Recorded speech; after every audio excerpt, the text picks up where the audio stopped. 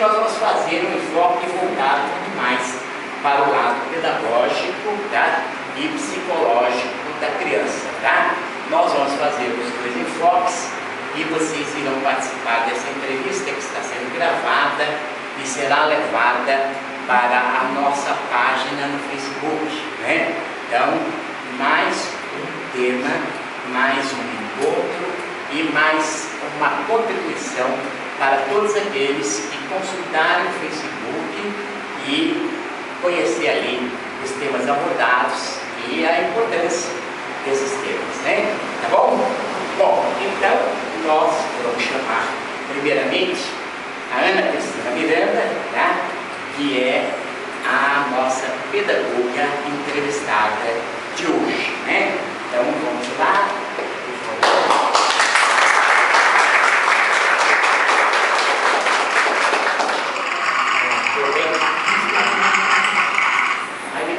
Depois palmas também, é para não sentir vazio, entendeu? É para não sentir vazio. Aí depois, agora eu vou falar, você cortar. Peraí. Palmas para a Ana Cristina.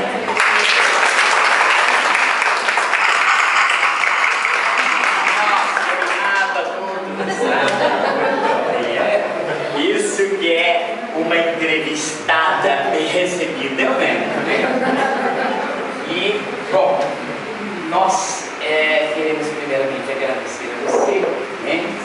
E conhecedor da sua dedicação, do seu profissionalismo, do seu trabalho junto às crianças, a gente sabe que você faz isso com muito amor, né?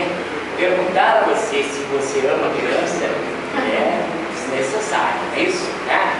Mas nós apresentamos você como uma pedagoga.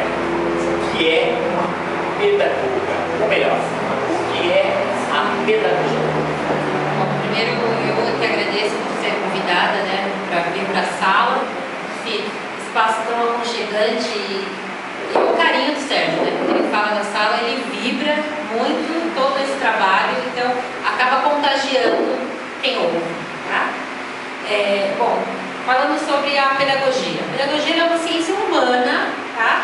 Que trata sobre o desenvolvimento da parte educacional, da parte de aprendizagem da criança, tá? Especificamente da criança. Se você falar de adulto, aí é uma outra ciência chamada andragogia, mas a pedagogia ela trata especificamente de todo o processo de aprendizagem da criança. Ana Cristina, a pedagogia, ela tem apresentado alguns avanços, algumas mudanças, enfim, algumas atualizações, por exemplo. Olha, Sérgio, se a gente pensar na pedagogia no início, né, até a palavra pedagogia, ela vem do cuidar de crianças. Então, antigamente você tinha um professor, um pedagogo, que ele fazia mais um atendimento particular, ensinava em casa, isso nós estamos falando do século XVI e século XVII, tá? Na Europa.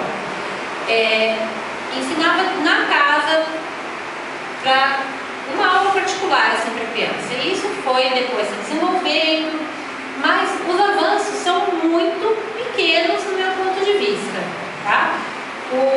Os pensadores, os pedagogos que mais se destacam é o Piaget, tá? Mais recentemente o Vygotsky, que ainda trazem um pouco de avanço, mas eu encaro como algo que ainda está muito lento. Por que lento? Porque hoje você vê, por exemplo, em se tratando de crianças índigo, crianças cristais, não há nada na pedagogia, na literatura da pedagogia hoje que trate desse assunto. Tá? É simplesmente encarado como algo ainda esotérico. Isso não é levado. As crianças estão cada dia mais diferentes e a pedagogia está levando isso ainda com as vistas cerradas. Tá? Você tem enfrentado assim algumas situações ou alguns desafios dentro da pedagogia, como por exemplo assim hiperatividade, déficit de atenção, né? E como você tem resolvido essas questões? Bom, os desafios da pedagogia hoje são muitos, tá? Porque você tem crianças cada vez mais sem limite, pais cada vez mais permissivos, e tudo isso vai influenciando demais dentro do desenvolvimento da criança como um todo. Posso pegar carona? A questão do bullying, como você tem resolvido, enfim, como é que você tem enfrentado problemas nesse sentido? Olha, na escola, nas duas escolas em que eu trabalho numa escola particular e numa escola pública. Então eu trabalho com duas realidades bem diferentes, tá? Nas duas escolas nós temos desenvolvido muitos projetos, tá? De conscientização dentro da própria vivência escolar. Aceitar as diferenças, ver que cada um é de um jeito, mas, mais uma vez eu falo, a origem do bullying vem de dentro de casa, de como cada pai educa o seu filho, porque é difícil você chegar hoje com uma criança de 10, 11, 12 anos e falar que ele tem que aceitar a diferença se desde pequeno ele não foi tratado dessa forma. A única solução que eu vejo hoje para o bullying é a conscientização, e isso tem que ser trabalhado diariamente, tá? Não há, se você for pelo caminho da punição, você vai estar agindo de alguma forma também dentro do bullying. Então, você tem que conscientizar dia a dia, fazendo com que eles sintam essa diferença, trabalhando com projetos, trabalhando com leituras complementares. Nós trabalhamos na escola particular, principalmente, com muitos livros paradidáticos onde o tema é bullying. Então, eles podem ter uma outra visão disso. Na formação, por exemplo, de currículo, né, escolar, isso é feito somente na área da pedagogia, ou isso é feito de uma forma interdisciplinar? Outros profissionais também são convidados a participar para a formação do currículo escolar? Bom, na formação do currículo escolar, tá? Isso é feito mais dentro da pedagogia mesmo, tá? Hoje infelizmente, você não tem. Seria ideal você ter, algumas escolas têm o trabalho de um psicólogo e psicopedagogo, mas isso é raro, tá? Na maioria ele é feito só pelo corpo docente, pelos professores, pelos coordenadores. Então, muitas vezes isso fica falho, porque você tem uma visão técnica, tá? Você não acaba ampliando o leque para você sentir o que é encarado hoje, como você falou, o déficit de atenção, a hiperatividade, tá? Entre outros sintomas, porque isso é encarado como doença, né? Tem que se tratar, tem que ser encaminhado para um psicólogo. Muitas vezes a gente sabe que o desinteresse está porque nós temos alunos digitais. Essa criançada hoje é a geração do dedinho para cá. E os professores ainda, e os pais, muitos deles ainda são analógicos. Então há incompatibilidade aí, né? Essa incompatibilidade se apresenta dentro da sala de aula, tá? Porque o aluno ele quer a aula digital, ele quer o vídeo, ele quer a imagem, e o professor insiste no livro e no caderno. Então ele fala, eu não quero livro, eu não quero caderno, eu quero computador, eu quero tablet, eu quero o iPhone. Ele não quer mais aprender da mesma forma que nós aprendemos, porque é uma outra geração, eu diria que é uma nova safra de espíritos que tem, isso já entrando um pouco mais na parte espírita, né, uma visão minha, que tem já um conhecimento tecnológico que supera o nosso absurdamente.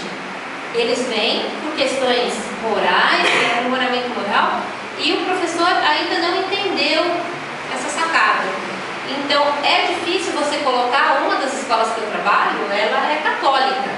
Então algumas coisas a gente tem que ir colocando devagarinho, você não pode tratar de temas assim, porque os pais ainda estão fazendo a matrícula lá porque seguem essa linha. Mas ainda, graças a Deus, é uma escola que dá abertura para a gente tratar de algumas coisas, né? A outra escola pública, as coisas já são muito mais difíceis, porque você tem até um nível de ignorância dos pais muito grande. As crianças são até assim, de certa forma, um pouco maltratadas, né? Então, você chama um pai e fala, olha, seu filho precisa de um acompanhamento do psicólogo.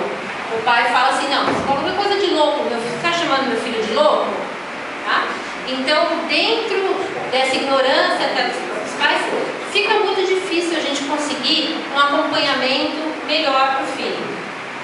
O pai já de uma outra classe, uma classe média, ele ainda já entende um pouco mais a dificuldade, mas muitas vezes o que a gente vê, tá?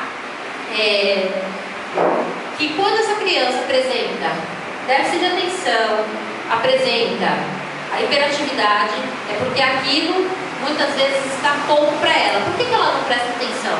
Porque da forma como está sendo apresentado não interessa para ela mesmo. Por que ela apresenta hiperatividade? Porque eu quero brincar, eu quero fazer outra coisa, eu não quero essa chatice que você está me apresentando. E quando a gente transforma um pouco para a linguagem da criança, da forma digital como ela quer a aula, você já tem outros resultados. Você tem uma criança prestando mais atenção na aula e, consequentemente, melhorando o seu nível de aprendizagem. É interessante, né? Se houvesse realmente uma formação interdisciplinar, eu acredito que algumas lacunas, né? Porque alguém pode dizer assim, não, mas ensino está ligado à pedagogia, né? Não é só isso, né? Então, outras participações seriam importantes e estaria cobrindo algumas lacunas muito necessárias. Eu iria até mais longe, não interdisciplinar, mas transdisciplinar, tá? Onde muitas vezes até o servente lá, a mulher da cantina, todo mundo participa, dando a sua contribuição, ajudando na formação desse currículo escolar ou realmente daquilo que está ligado ao ensino de uma maneira global. Você tem algumas correntes hoje dentro da educação que dizem que uma reunião, por exemplo, dentro do colégio, ele tem que contar desde o porteiro até o diretor da escola, né? E, infelizmente, poucas escolas hoje estão preparadas, conseguem trabalhar dessa forma.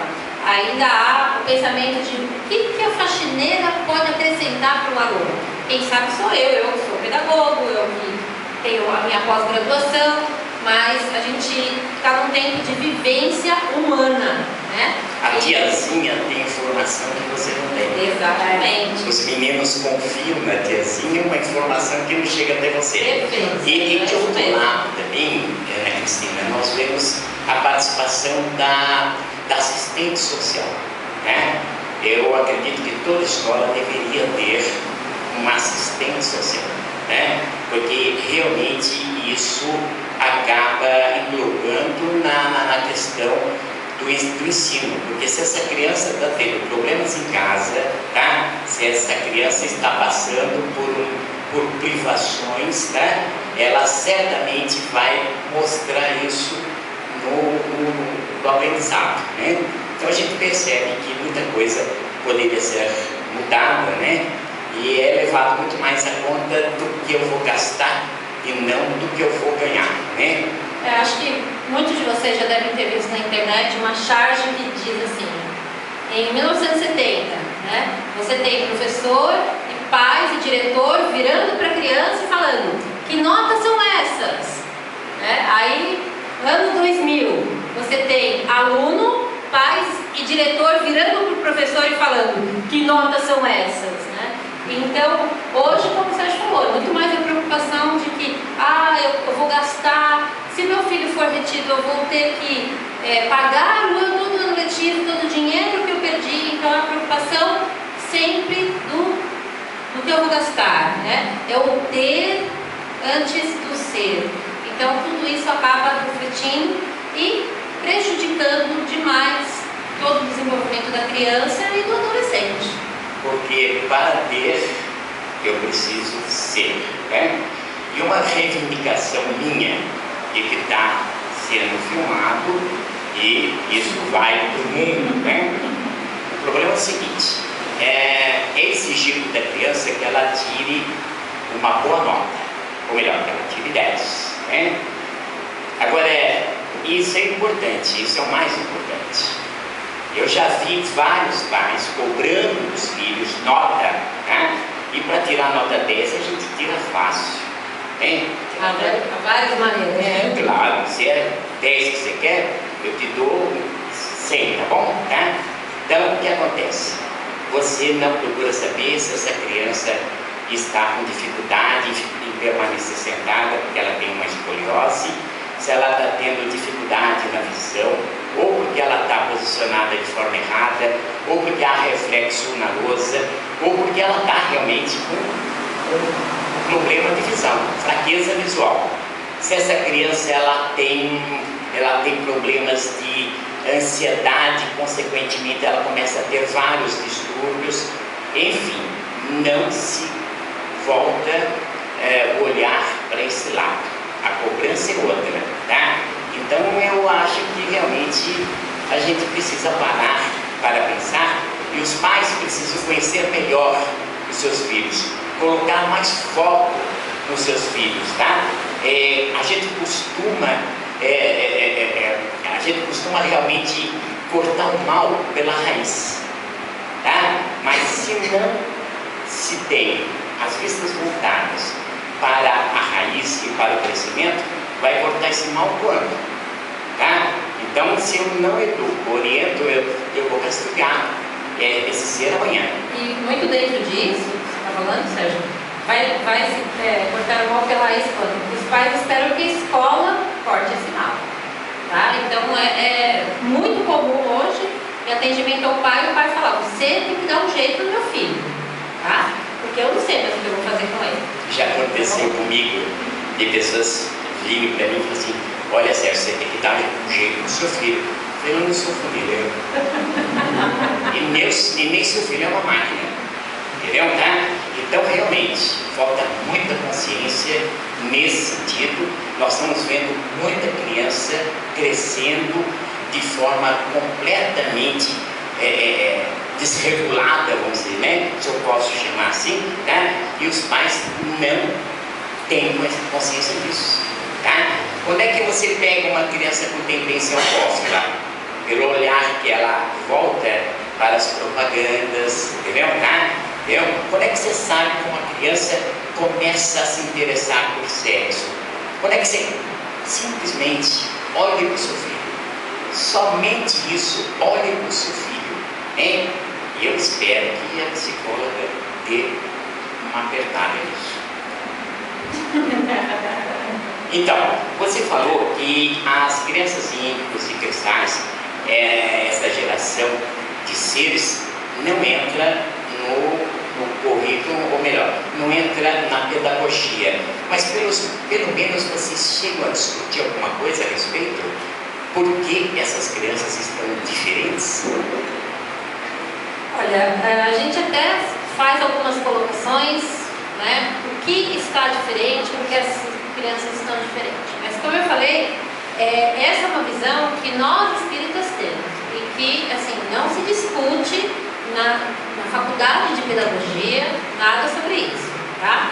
Você aprende muito as técnicas de como alfabetizar, de como ensinar, mas não se discute esse novo movimento, tá? Isso realmente não existe. Algumas raríssimas escolas, uma que eu posso citar é a que tem o método Waldorf, que eles ainda têm um olhar diferenciado para essa nova geração de criança, mas são mínimas as escolas hoje que têm um olhar voltado para esse diferencial, tá? E algumas escolas aí que se dizem construtivistas, mas que na realidade eles acabam fazendo uma mescla, né? Porque se bem desenvolvido também é um método que volta mais para a construção do conhecimento da criança, e aí vai exigir um público como o que a gente tem hoje nas crianças cristais e nas crianças índices, que são crianças que apresentam uma maior facilidade de aprendizagem. Só queria fazer uma ressalva: se criança índico e cristais não estão inseridas na pedagogia, elas também não estão inseridas no espiritismo. O único escrito por um espírita, ou melhor dizendo, pelo tribuno baiano, né? Que é o Divaldo Pereira Franco. Ele escreveu um livro chamado Criança Índigo, que chega a ser rejeitado pelo movimento espírita, tá? Então não é uma linha de pensamento do espiritismo, tá? Mas que realmente começa a ser discutido, porque é incrível, né? Nós estamos vendo mudanças, alternâncias, né? Nós estamos vendo uma série de coisas que alguém tem que explicar. Alguns estudiosos tratam como geração Y, tá? Um dos escritores, Sidney de Oliveira, ele trata essa nova categoria de adolescentes e crianças como geração Y. Então, assim, ele apresenta algumas ideias, mas ainda não é um estudo muito a fundo, só para explicar o novo comportamento de uma nova geração. Ele dá o início mais ou menos em 1950. Da geração Y. Tá? Eu acho que eu sou Y. Não sei, Sérgio, você está numa categoria que a gente ainda não consegue achar Não sei, né? Caso sério. Nós agradecemos a participação da Ana Cristina Miranda. Gente, faz que nem lá no show, tá?